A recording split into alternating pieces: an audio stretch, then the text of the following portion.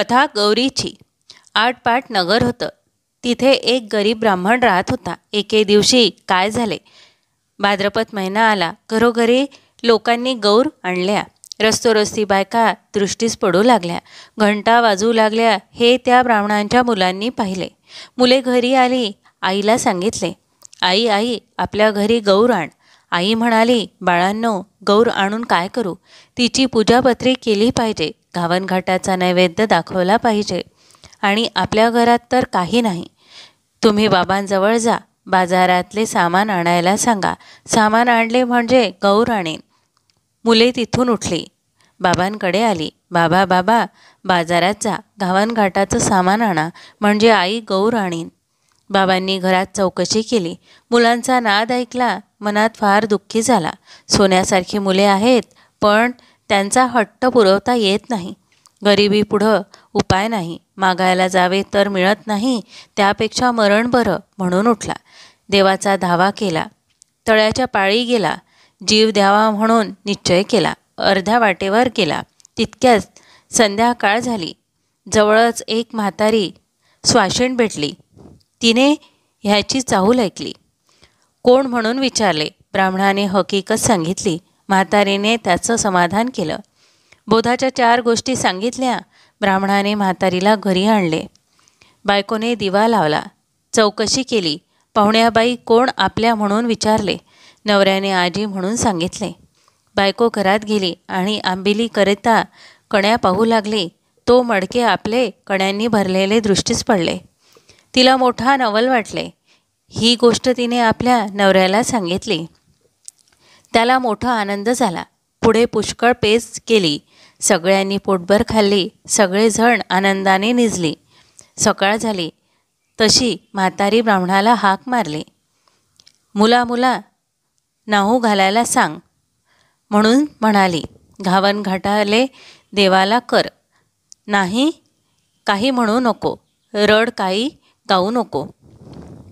ब्राह्मण तसाच उठला.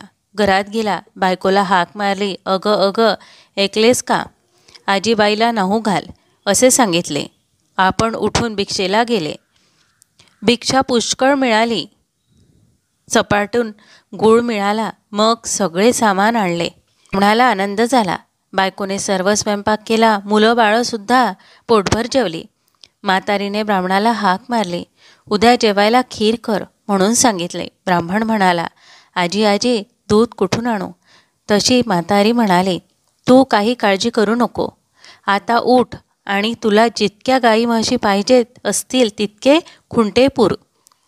तितक्यांना दावी बांध. संध्याकाळी गोजर मुहूर्तावर गाई म्हशींची नाव घेऊन हाक मार, म्हणजे त्या येतील. तुझा घोटा भरेल. त्यास दूध काढ. ब्राह्मणाने तसंच केले.